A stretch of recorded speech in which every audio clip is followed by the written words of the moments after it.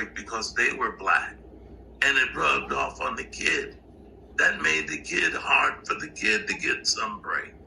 So that it's like a virus, like the pandemic. That's what that's like. And it keeps eating away, and it eat away at you. You got you 1 minute. It takes you. Go ahead. You came up at a time when entertainers were kind of hitting their stride, in activism, as a young man.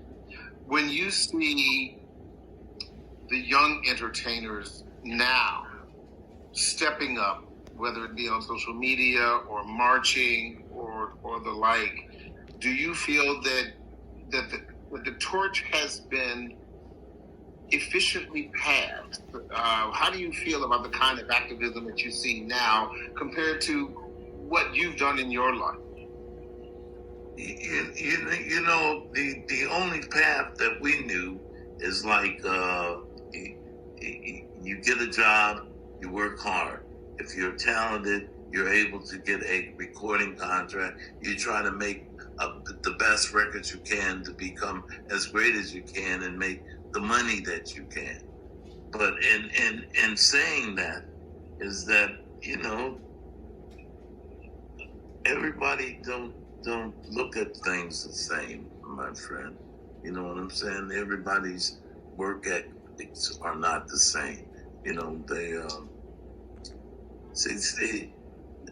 I go to thinking so hard about these things, man, that I sort of get thrown off track sometimes when I'm speaking them, because I'm thinking all the time about what we have to do to get past here. You know what I'm saying? We can't keep talking about this. Well, what do you think that is? From a perspective of a sage entertainer who still had some influence not only in the entertainment community but the Black community. I think they should use their platform. They should, to make people aware. But it goes deeper than that. They have deals that they've signed to not do certain things to hurt their contract.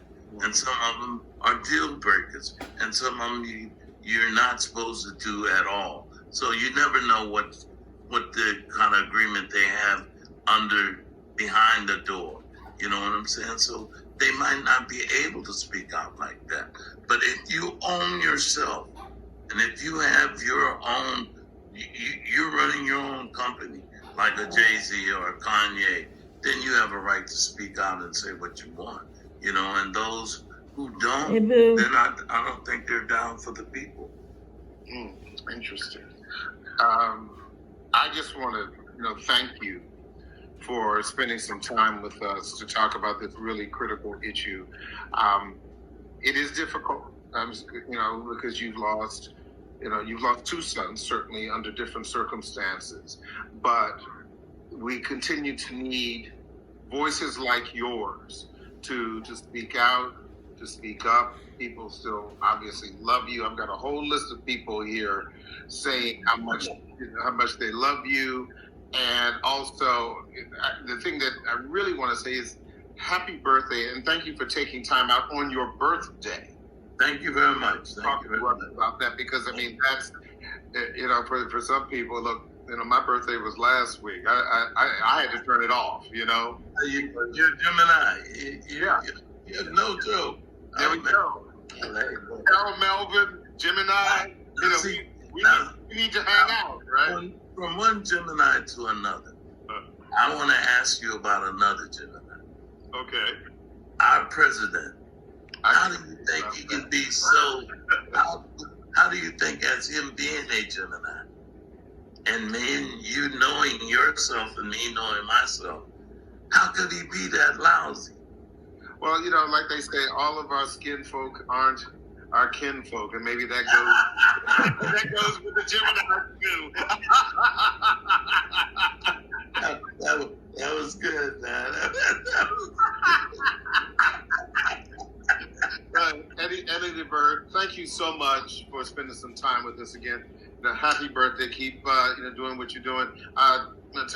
Tell your wife next time we talk, she can pop her head in. Don't be. She's, the pandemic and the quarantine has taken a toll on her. She's become the gardener. And so she wears these little funny hats now. And now her hair hasn't been done. So she wouldn't dare unless I grab her and pull her over. Right. But you know what? At least you have somebody to keep you, in good company during the shutdown. So absolutely. Look, thank you so much, Eddie Levert. Good to see you. Good health for you. Stay safe and continue doing what you do. I really appreciate it. And thank you very much for having me. You take care.